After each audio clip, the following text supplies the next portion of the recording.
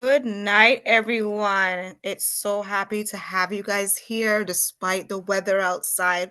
I'm happy that we've all gathered here tonight. I'm your host for this evening, Kamelah Blair, your Toronto award-winning author, along with me being partnership with PsyMood and our amazing panelists. If the panelists would like to come on and introduce themselves, Pam, Jeffrey, Sally's here, Aaron's here. And for those of you who are in the chat, welcome. Is everybody hearing everybody okay? Perfect. Beautiful smiles across the board. Look at us.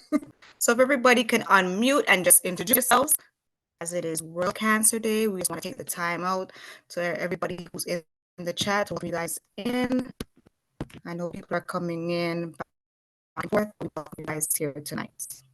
I think Camilla, you're a little choppy, and I think Geoff may be frozen. Don't know if he's trying to speak. Can you guys hear me? Oh, and you're up again. I hear there's a lot of power outages in Ontario. I think that's where you are located. There's high winds there today. Yeah. Okay.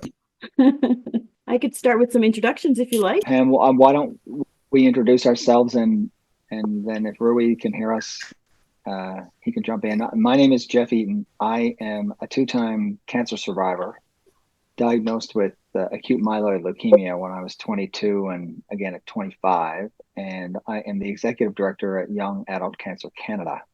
We call ourselves YACC for short. And I am super excited to be joined by my friend and colleague, Pam Crotty, who is also with Young Adult Cancer Canada. Pam, over to you. Excellent. Thank you, Geoff. I'm Pam. So thank you, Geoff, and thanks everybody for joining. My name is Pam. I'm senior research manager with Young Adult Cancer Canada, and we are embarking on a longitudinal 5-year study, Recover, and I will talk about that tonight. I can pass it on over to Ruby. Hello, everyone. This is Ray. I'm a psychotherapist with the PsyMood, and we're going to talk more about cancer survivors and mental health issues tonight. This is the focus, so hopefully I can contribute a little bit to the discussion. Nice to meet everyone here, panel and host, and everyone out there, audience, and we will have a great discussion tonight. That sounds wonderful. I'm just gonna pop in while Kamelah is trying to connect. So let me get to this. So we have started this wonderful conversation about the long-term cancer with mental health, as we noticed that a lot of people think about cancer when they get diagnosed with cancer at the very beginning. That process is it's I heard from Geoff that it's like it's more of a topic, a stronger topic than the actual recovery of cancer. Geoff, can you explain like what kind of like experience and like is there any like anything that you could talk about the recovery of cancer? Yeah, thanks, Sally. I'm glad to jump in, and thanks again for having us. It is great to be here with you all tonight and your community. It's one of the two truths I think underscoring YACC's mission is that recovery from cancer takes longer than treatment. There are exceptions, but this is almost always the case. And the vast majority of the resources, certainly, and you can also think about this from a social perspective, the vast majority of the attention and the energy and the focus of our support systems are on the treatment phase. And a lot of times when we ring that bell that I have very mixed feelings about, when we ring that bell and we move to the next phase of our experience, a lot of the attention fades away. A lot of the resources fade away. And in our community with young adults, coast to coast to coast, we will find that a lot of times the biggest challenges come in that phase, often referred to as cancer survivorship, or tonight we'll talk about recovery. And it can have all kinds of unique and really significant challenges, especially for that young adult population, because our stage of life is so different. I have a picture, Sally. Would you like to see it? Definitely. I say that without having shared my screen tonight, but let's see how magical this is going to work. The YACC is in the middle of recruitment for our second big research effort, and Pam will talk more about that tonight. But our first big research effort was a partnership with Dr. Sheila Garland called the YACC Prime Study. And we learned a lot about the mental health, physical health, social and financial health of the young adults dealing with cancer in Canada. One of perhaps the most striking findings we had was in this chart that you'll see, which I'll explain in a couple of sentences. Really, one of the great things we did with the Prime study was we used some similar instruments as StatsCan would use. So we were able to access and create, if you will, a control group of young adults who did not have cancer. And we could match them by age, sex, and education to our cohort of 622 young adults in our study. And we were able to compare their self-reported, you'll see physical health on the left and mental health on the right. You'll see the survivors in our cohort on the left, and you'll see the comparison group of young adults, young Canadians who did not have cancer on the right. You'll see the yellow bar representing poor health. And you'll see a really significant gap on the self-reported physical quality of life. And you'll see a really striking gap on the mental health side. And so that's not that surprising to people. But I think what's more surprising is that this was with a group in the cohort that were 6 years post-treatment. So this is not of survivors that were diagnosed and are a month into treatment or a year into treatment. This is years and years after treatment finished. And to me, this was one of the findings that really drove this next big research effort of ours that is called the Recover Study, because we wanted to better understand the challenges and the triumphs where they exist for young adults dealing with cancer. And this is one of those key pieces. Is I think a lot of times we, as a society, but also as a support network for people with cancer of all ages, I would suggest, a lot of times we spend a lot of time and attention in the treatment phase. And I'm not underscoring how important that is. But I'd say when it comes to funding and allocation of funds, we've focused so heavily on treatment, we've almost entirely forgotten the rest of the patient's life.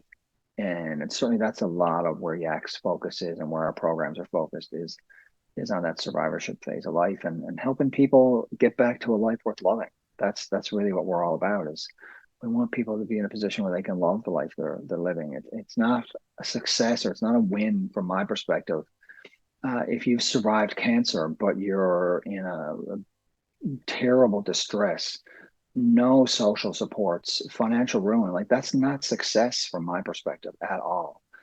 So I think these kinds of discussions like we're having tonight are incredibly important. We need to shed more light on what actually happens after cancer treatment finishes. So people can understand when you've been through it, or if you are going through it, you know intimately. But I would suggest to you the masses don't know, and certainly the system hasn't responded to reflect the challenges that people see in that space.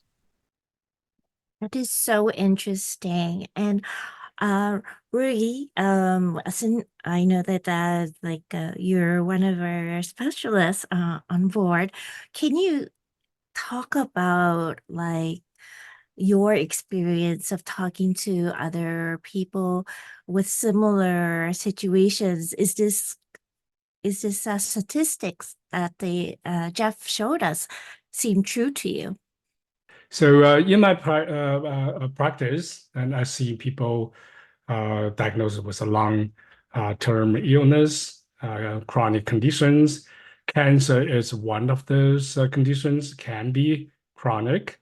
And even though there's still debatable that the cancer is categorized as a chronic disease, some of the cancers are not every cancer diagnosis can categorize as a chronic disease, but the impact of cancer diagnosis can be lasting, like Geoff said, recovering, remission, and recurring. All those things is quite common in cancer survivors. So the chronic nature of the diagnosis can be part of the recovery and rehabilitation, and also the maintaining quality of life, functions, day-to-day livings. All those can be very, very challenging, like other chronic conditions.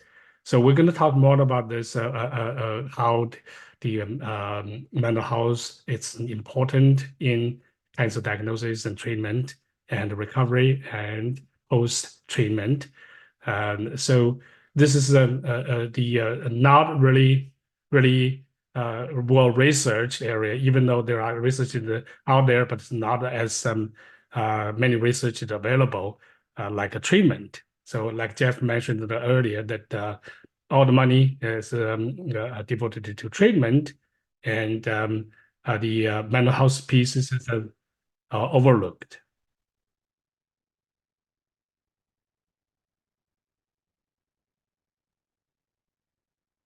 That is so interesting, and thank you for sharing that. I wonder, Kamelah, are you back? Are you guys able to hear me now? I'm so interested. We're having the worst wind where I live in the country, so excuse me for that.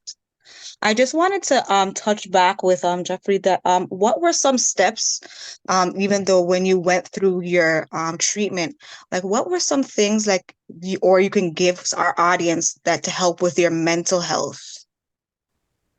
Beautiful question. And no need to apologize for the wind. I don't think you have any control over that. There's a collection of things for me that I found personally incredibly helpful, and still do, to be honest. It's extra hard in cancer, but also in life, I think, to focus as much of your energy as you can on the things you control. It is a recipe for happiness, I would suggest, if you can focus most of your energy on the things you control. Because in the cancer space, there's a lot of things that you don't control, a lot. I have a longtime YACC buddy who died several years ago, Jody Mason. Jody had so many beautiful, hilarious sayings. One of them was, worrying's like a rocking chair. It gives you something to do, but it doesn't get you anywhere. And I think if we can be mindful of that, it's natural to worry, especially when you have some kind of major life impact like cancer. But if we can focus as much of our attention as possible on the things we can control, I think that can really help our mental health. I think it's also an empowering space to be. So I feel like that you almost feel like you're taking more control over the situation that can really seem uncontrollable. And Kamelah, I'm not making this up, but we are in Canada, and it is true to what I did. The first week I was in hospital, I had this feeling, as much as I didn't know what was happening, I had this feeling like the mindset I used to bring to the hockey rink was going to serve me well in the hospital room. So I created in my mind a virtual playoff hockey series, me against cancer.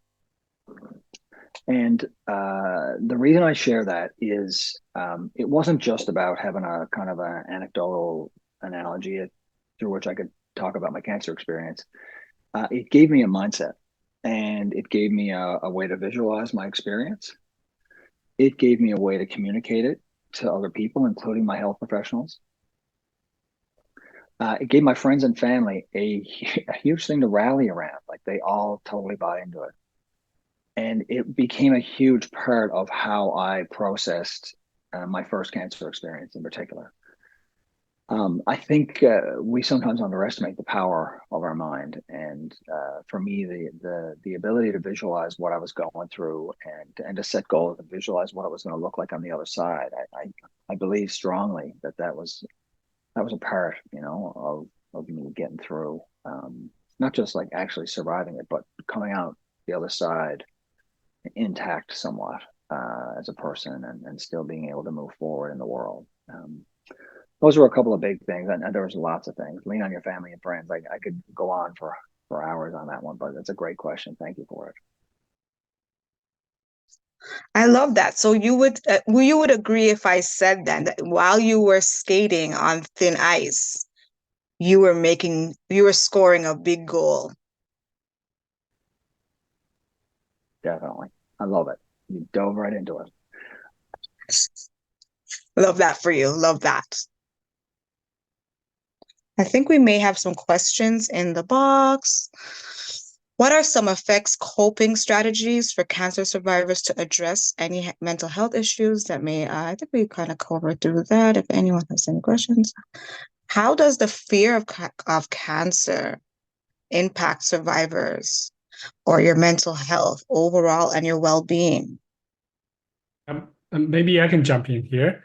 I mentioned earlier that cancer can be categorized as a long-term chronic conditions. So there's obviously can be a loss of emotions and involved in going through the treatment, diagnosis, and getting support from family, friends, like Geoff said. It interruptions of our day-to-day life, and grief and loss, changes in life, appearance and self-image, and future post-treatment planning, and so on. So the high stress, high and long-lasting stress. So even though the cancer may be going away, and there's a fear of reoccurrence and remission and progression, all those things are very, very common in certain type of cancer. So the stresses are quite high, then interruptions is quite common, and the support treatment is quite daunting for everyone going through this, anyone to go through this. So the mood changes, the anxious feelings, and the challenges in working with different professionals, going through hospitals, the clinics, and all those things can be daunting for anyone, especially for young people who are looking forward to live a shining life, and all of a sudden, then things turn around and change. So the fear is real, and we're going to talk about the post-traumatic growth later in part. So I think this is the real challenge for anyone who will be learn to navigate and to reach out for support, and for the caregivers to provide support, and for the communities, for professionals to provide services to the cancer patient, and all those things. Is a loss of uncertainties and difficult to predict, and there's sometimes no clear treatment plans. It takes a long time to get diagnosis, treatment, and recover. So the fear going through our mind, it's real, and not only just because treatment, because of diagnosis, but also how to move on in life, especially for young people. Thank you for that. We also have another question that reads, how can a cancer survivor navigate feelings of isolation and loneliness that may occur during their recovery?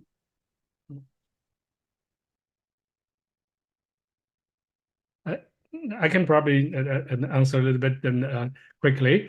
The isolations really depends on the culture and society and community. Cancer is no longer a rare diagnosis anymore. People are aware, but young people diagnosed with cancer still has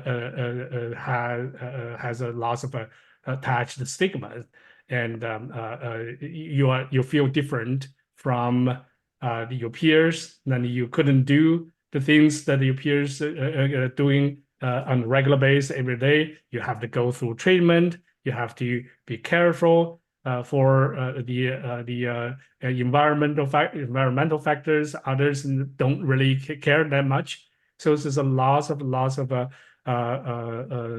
things that unexpected, or you never thought about, and you never prepared for. So the high stress, the young children not really prepared, and inexperienced, the person who are not really ready to deal with, needs a lot of support from family, from the community, schools, and also the education from the professionals sometimes is not really adequate. Then that informedness is not really education is not really in place for the young people to learn to face it. And you get the diagnosis. Okay, here's the treatment, and we don't know how this is going to turn out. It's quite stress, and then people losing their capacities to navigate through treatment, and losing their capacities to even living a normal life.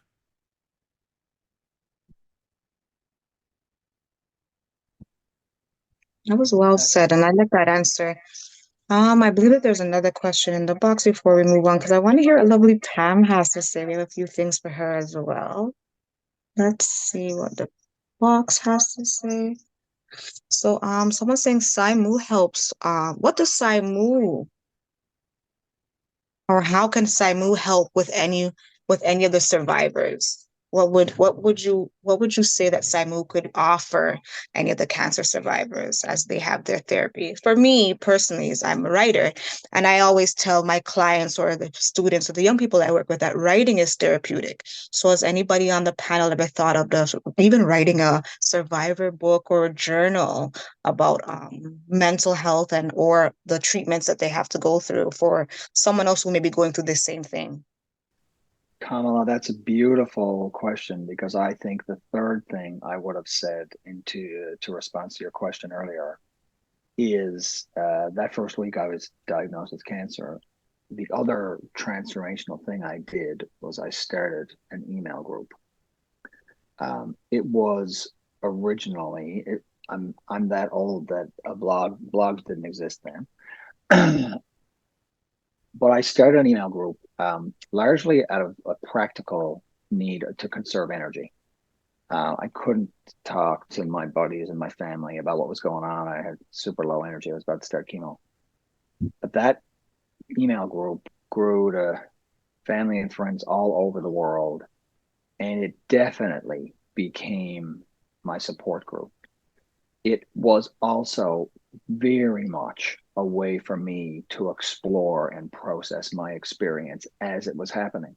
Literally every day, every other day, whenever I wanted to write or had things going on, I had an outlet to explore and understand what was going on in my head and my heart. It was an incredibly powerful tool for me to have. And it actually, no question, formed the basis of YACC. Like YACC wouldn't exist without that email group. That was super powerful. And just to touch on the isolation piece for one quick minute, because I know researchers, I'm not a researcher, far more versed than I, but I know we've known since the 70s that peer support is incredibly important and valuable. I would also suggest that it's the human condition to want to connect with people who have similar goals, dreams, or challenges. And I think if you look around your life, whether you've had cancer or not, you look around your life, you're going to find formal and informal networks that are filled with other people for all kinds of reasons. And for young adults, but perhaps for cancer patients of all ages, it can be really challenging to find your people when you're diagnosed with cancer. And I think that state of isolation and loneliness that was mentioned in the comments is real, and it's prominent. I would encourage others to reach out and to find your people. The power of peer support is incredible. To be able to tap into people who have the wisdom of the lived experience, who can connect with what you're going through. It can be incredibly validating and healing for people. And a lot of community organizations are involved in that kind of work. And I would encourage people to reach out and connect with them. It's certainly a core part of what YACC is here to do, is to build that community and give survivors a chance to connect with each other in all kinds of beautiful ways. So following Geoff's point, and I would say mental health part of a treatment that is missing in general cancer training. It's research indicated and overlooked mental health issues, and we do know in long-term illness or chronic conditions, mental health issue showed up very commonly, and depression, anxiety, and also reaching out to support and to overcome the social isolations, and also on top of the physical fatigue, difficulty to sleep and eating. All those things that can be addressed to some extent in psychotherapy support. And PsyMood psychotherapy can provide the psychotherapy individual sessions, and to support the person navigate and to build strength and to gain emotional support. The support Geoff mentioned earlier from our support system, family, community, professional support, peers, all those are very, very important as this person continue to battle or deal with, navigate the treatment recovery, and to rebuild the life post treatment. So psychotherapy can support a client to navigate through the system and to rebuild the strengths and to recover and to grow. I mentioned earlier, post-traumatic growth is a concept that we utilize in psychotherapy and psychology, that any adverse experiences that can be an opportunity for personal growth. And this is a huge topic, and then research and cancer, even though it's a little bit different from post-traumatic stress disorder, but still it can be very traumatic for young people or for people who are not well educated, not well informed. Absolutely. I love that answer. It was very clear. And I hope that the audience is actually getting something from these clear answers, so that it's very direct for everyone to take home back to their communities, family, friends, and loved ones. I want to ask Pam to introduce the study, explain reasons why others need to volunteer to get statistics. Thank you. Yes, there are a lot of great questions coming in from the community here. And you know what? This is one of the points of the study. It's really to get an understanding from the community what the needs are. And so we want to collect that in a methodical way and understand how we can help our community by serving the community. So this study, Recover, is hopefully going to help us gain a better understanding on how we can form programming to help our community. So I'm going to share my screen, and I'm going to go through the actual study. Let's see, can you guys see this PowerPoint?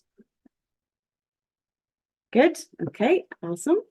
So I'm going to talk to you about the YACC Recover study. It's a study on life and cancer for the long road.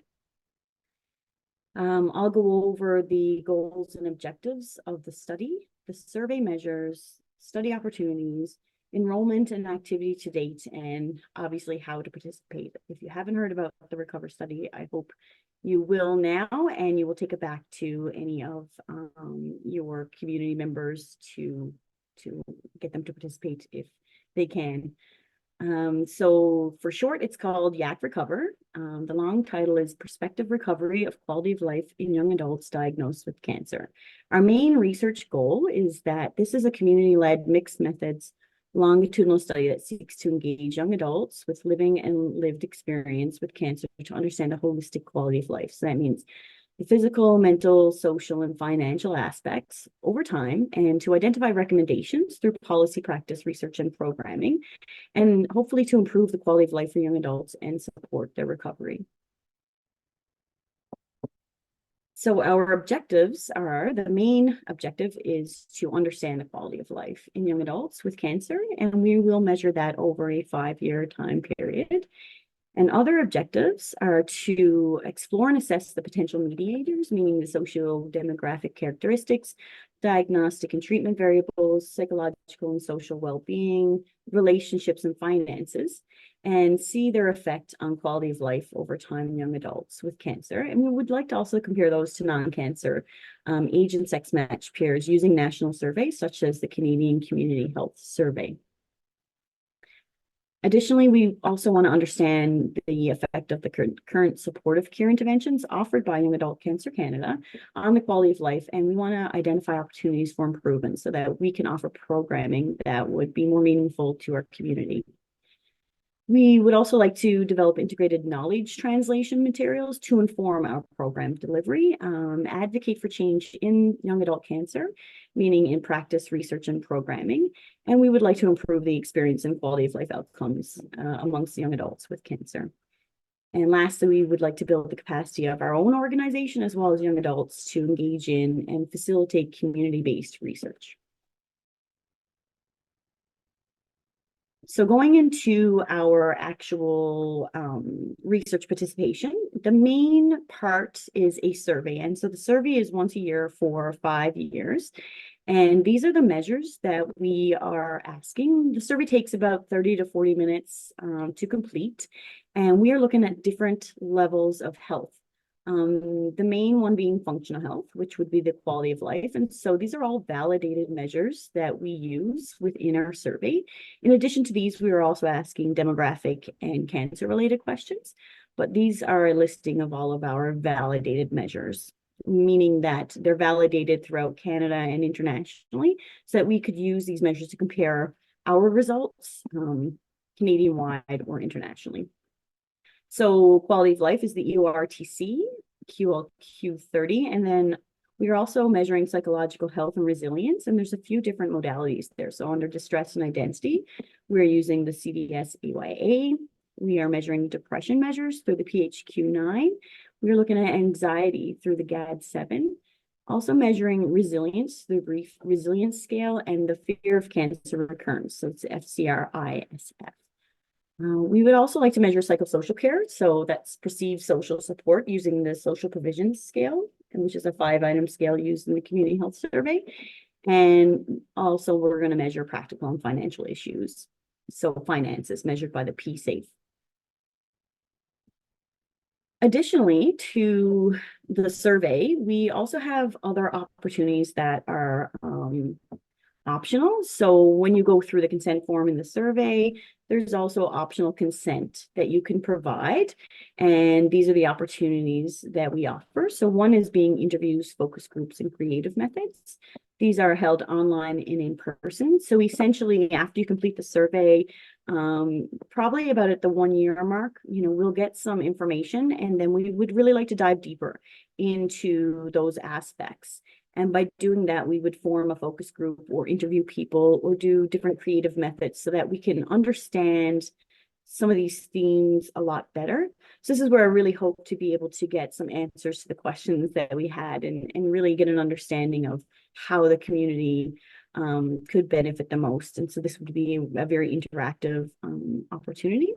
Additionally, we would like to link the responses to the survey to our administrative databases so that we can understand one of our secondary objectives, which is the effect of our care interventions on the quality of life so that we can improve our programming. Also, we would like to offer individualized programming. So with participants' consent, they would give us the ability to reach out to them if we have specific programming that would benefit them directly. And lastly, we are requesting the provincial healthcare number so that in the future we could potentially link health-related information to the survey responses. This would be a future research study and would mean an additional ethics application as well as data transfer agreements and all that, but we would ask for the consent for that before they do the survey. And as of now, we launched in October, and our goal is to get 2,000 participants. And so far we have 509 that completed the survey. We've also formed a 7-person leadership team, and this is from our community. We put a call out for community members, young adults with cancer, to become really involved in the development of this project. And the purpose is that they can provide a community perspective and they can inform us on research procedures, community engagement, and knowledge mobilization. So we've had a few meetings. We meet monthly, and we get a lot of good feedback. And so we can really get an understanding of how we can reach out to our community and really make this study kind of a team effort.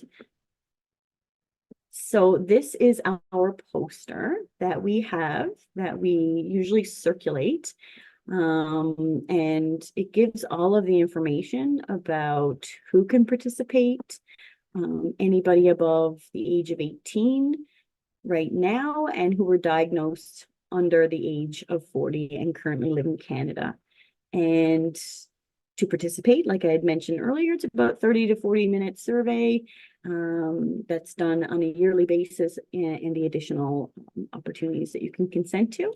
And you can go to recoverstudy.ca, you can sign up. Here is the barcode that you can, or the QR code that you can scan. And also here is my contact information. So I'd love to hear from you. I'd love you to share this study information and get the word out, and so that we can enroll as many people as possible in the hopes that we can improve the quality of life of young adults with cancer. So thank you very much. I love that presentation, Pam. I learned a lot. And it was great to know that for somebody like myself who's coming from the marginalized community, I didn't know that those are programs. My questions that I was writing down was, what programs are you going to have for that? So now that you've answered that, I want to commend you for having those. I would just add is, I remember some time ago through COVID, I have a puppy, and I know we spoke about isolation and how loneliness, and my dog she's at my feet, so she goes everywhere, but I found that she was a good companion for people who were going through things. So I like that you have programs, and maybe one day you can incorporate a pet program where, some people need companions, and it doesn't always have to be people. A fuzzy little bunny or a dog or a cat really helps a long way. And congratulations on your 509 folks who've already registered, and I will definitely advocate for that. I'll have that barcode and I'll post it on my social media as well. Thank you. Share, share, share. Yeah, I will, most definitely. So it's 7:45. I had a question just for the panel is, even though I just spoke about a few things, is what hobbies or activities would you suggest surviving cancer, and also for your mental health and your emotional, for the recovery? What would you suggest? I'm glad to jump in here. I have some key things for me that have been incredibly helpful. The first one I would say is fitness. It's related to that control piece that I mentioned earlier in our chat. And obviously there's lots of research to talk about the positivity and the power of fitness. We've had a bunch of great feedback and research shared with us over the years about the impact. And the impact is often seen no matter where you are. So it's not like we all need to be marathon runners. If you're struggling with the 1K and you can accomplish the 1K and then push it to a 2K and beyond, you can see real meaningful benefits by moving from wherever it is that you are in your fitness space. But I also would suggest to people that I found it empowering to be back taking care of myself physically. I also found myself feeling more confident in my health when I was doing it and less confident when I wasn't. So it found to me, it was almost like a fear of cancer recurrence mitigation strategy. If I was having some tests coming up or I wasn't feeling great, I found getting back to my fitness was a way to really help me feel empowered and feel like I was doing something meaningful and significant to help me physically and mentally. I would also encourage, and we do this at YACC a lot, is having a mindset of gratitude can be incredibly powerful. This is obviously not required. You don't have to have cancer to be grateful for things in your life. But having a practice where you can actually be mindful, whether it's like you may do, Kamelah is writing about it. Like lots of people I know have gratitude journals. Just being mindful of the things in your life, because even if you're in the middle of a cancer experience, there can be a lot of beautiful, incredible things happening in your life. Sometimes they can be overshadowed by some of the tough stuff that can also be in your life at that time. But I always try to find a way to enjoy the moment in the day, even in my toughest days, to find something, because there always can be things there. Some people will often say, if you got up this morning, there's more right with you than wrong. And having a mindset of looking for what's right, I think can really help us. And the last thing I would say is really what you said earlier, is I think writing it out, giving yourself a time and space to process your stuff, get your things sorted out in your head, that can really be a powerful experience for people. I'd encourage them to think about it and do it more. I'd like to chime in a little bit there, Geoff, too, when you say writing it out. So I want to give YACC a shout out too. So YACC has so many great programs, and one of them is a writing it out program. I believe it's full right now, but there may be some more in the future. So I do stress that people should check out the YACC website, so that hopefully a program could help them. I love that. You're absolutely right. It's definitely going to be offered again. And sorry, to circle back to you, Kamelah, we are regularly doing prompts in our private social media groups. Ooh. And wouldn't you know, but the most popular prompt in the last couple of months has been a request to see people's pets. It was flooded with pet pictures from people. So you're onto something there. Maybe we got to combine the pet pics and the journaling, writing it out. There's something in there, isn't there? Okay, gosh. So love it. Yeah. I love that. Pam, for YACC to have that program, I would like to take the opportunity, not to overstep, is if any of your persons that are in your program wants to publish the book, just let me know, because those things are phenomenal. Sharing stories, words are powerful, and everybody has their own story. And there's a lot of people, sometimes it's a neighbor, family, friend, a co-worker going through it.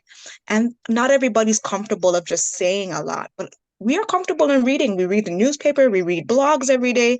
And it would be amazing to see that someone who survived, like Geoff himself, would write a book so that who's going through it today and they're new at that, it's published. Also, not a lot of people like to publish, but it's just something to keep in mind. Wink, wink. What about support systems and building strong mental health foundations, recognizing some roles and support network promoting mental health? I can jump in here. So we talked a lot about the cancer brought us the inconvenience, interruptions, and negative experiences that going through treatment and recovery. But on the other side, every survivor has a strong will to live and possibly have a very many people around to support this a particular person going through this treatment, family, friends, and community.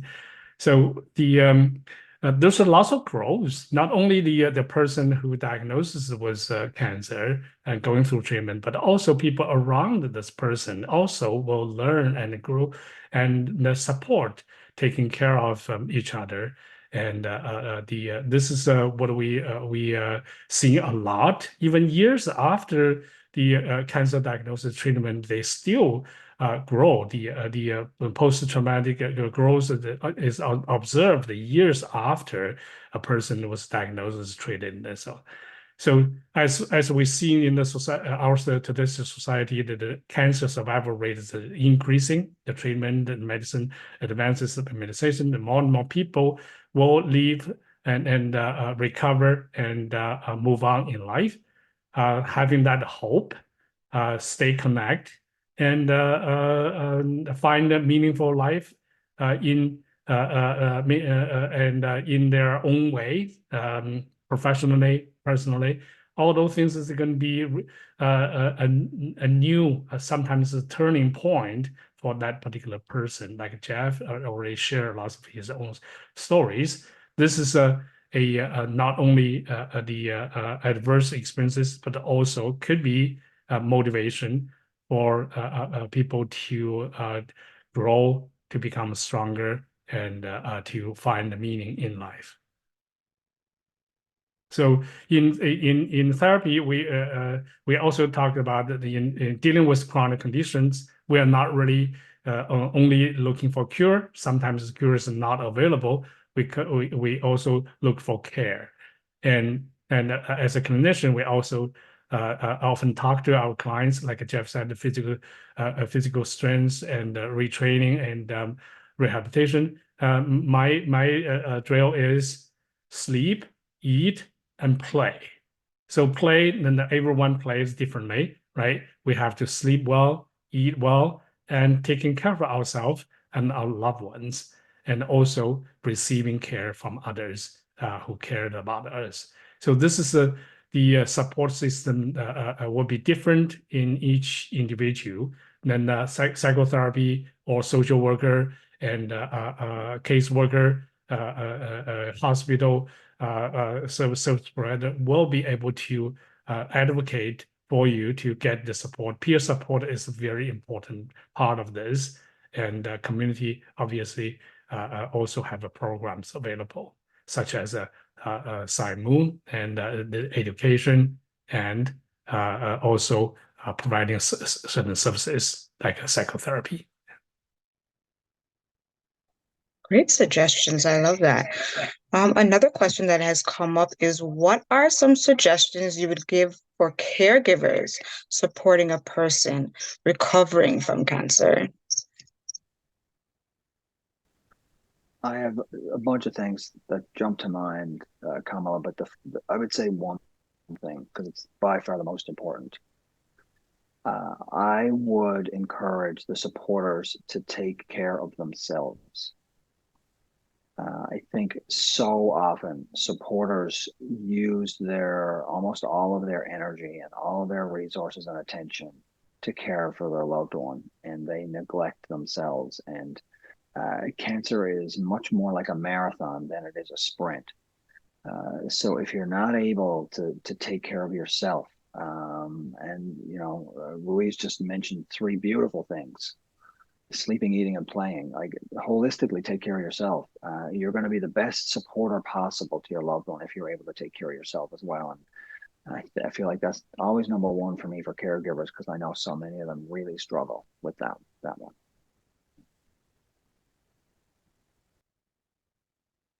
Yeah, self-care across the board is very important. What would you suggest for breaking stigmas or encouraging open conversations, addressing the stigmas around mental health or in the context about cancer?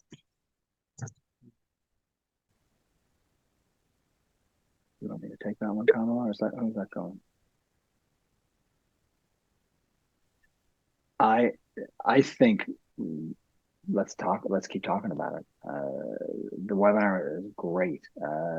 There's lots of organizations that are engaged in this discussion now. It's really valuable to continue to have these discussions. I would also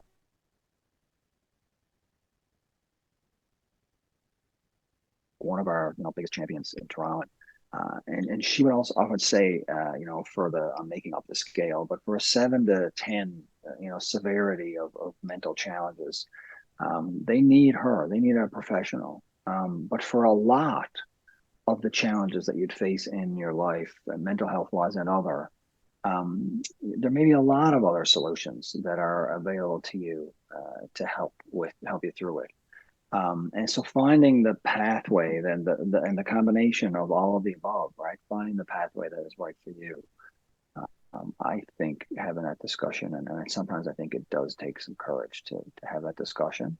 But hopefully you can do that with people that you trust and have confidence in, and that they'll be able to see you for who you are. Yep, I agree. In a webinar like this, discussion, education can be an important part of this dissolve the stigma of for maybe cultural, historical reasons. Then the mental health is heavily stigmatized, and we are dealing with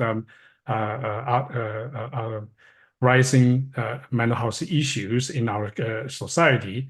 This is something that everyone will know, and everyone will face sometime. If you don't you don't struggle with mental health issue yourself, you probably know someone, or one of the family members was struggle with mental health issues. As we facing the increase of aging populations, and cancers can be quite prevalent in as we are dealing with an aging society.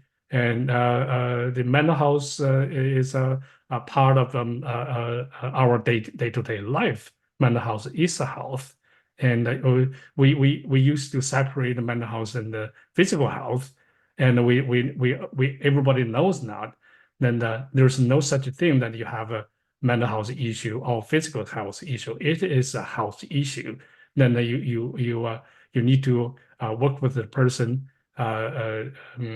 psychosocial, biological aspect to heal, to stay healthy, and to maintain function.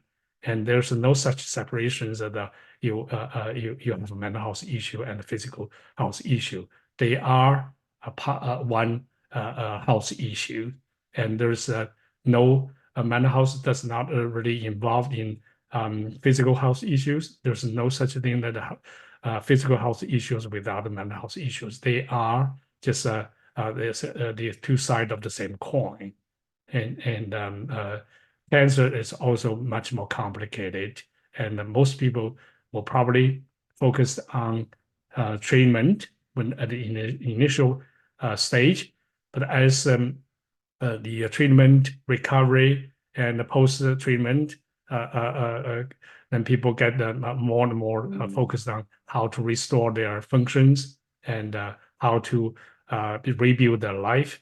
So mental health is going to be a major part of managing day-to-day stress and come back to a meaningful life post-treatment. Thank you for that. I just want to touch on, before we wrap up, is life after treatment, navigating survivorship, discussing the transition from active treatment to survivor. My mom used to say to me when I was in recovery, if you use all of your energy for living, you will have none left for healing. And it really rang true to me, largely, I think, because when I was in treatment, I never had a time in my life when I'd had such little energy. So I was so mindful of how low my battery had been at certain times in my life that as I got a little bit of energy back, it's almost like the inclination is to go and take on as much as you can and try and make up for lost time and these things. But it was such a difficult space to be in. But I think mindfulness of how you use your energy is so important in the recovery. Sorry, gang, I just got to pause.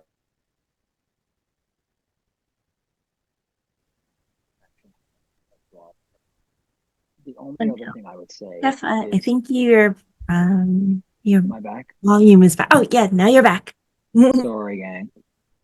Family life happened on the other side of the walls here.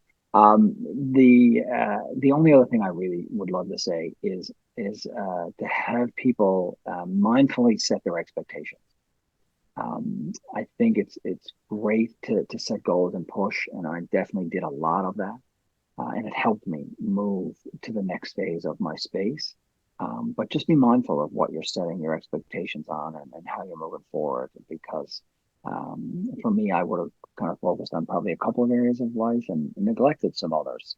And I was happy with those choices, but it definitely meant, for example, for a period that my physical health was just neglected. I went back to work, I went back to socializing, and I was happier in that space. But just being conscious and making choices, because how we use our energy really, really matters, especially coming out of cancer treatment. Very much true. So I just want to, before we wrap up, or while we're wrapping up here, is don't let this be the last conversation. Whatever you've learned here tonight, take it back to your community, take it back to your co-workers, keep the conversation going. Anything that we have to share, I know I have a strong social media platform and I will definitely share if you guys want to send anything to me. And if everybody could just let everyone who's listening know where they can reach out to you in case they have more questions. Not a lot of people like to ask on things online, but probably want a one-on-one or more information about each program that you guys have, if you're able to do so before we wrap up.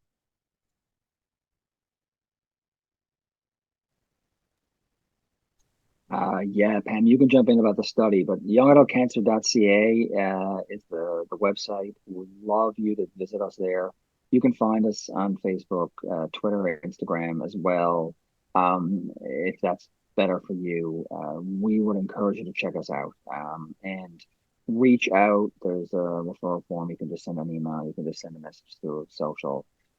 We'd love to hear from you. Literally thousands and thousands of young adults coast to coast to coast that are just like you. And Pam, how do they find out about the Recover Study? Thanks, Geoff. Yeah, they can find out about the Recover Study through all of those areas as well. If you go to the YACC website, but also recoverstudy.ca, you can find out more information. You can also email me, research, research, at youngadultcancer.ca. Happy to answer any questions, connect you to anybody that you would like to be connected to. So hoping to hear from you. And if you want posters, reach out to me as well, so you can share them with the community. Thank you. Thank you, everyone, for all the participants. And you can reach me from the link shared in the chat. And I know everyone's recovery and rebuild life will be individualized and personalized. And then the psychotherapy can provide that opportunities and time and space to support you. If you need, reach out to me. I will be happy to discuss about the support and the personal processes going through psychotherapy.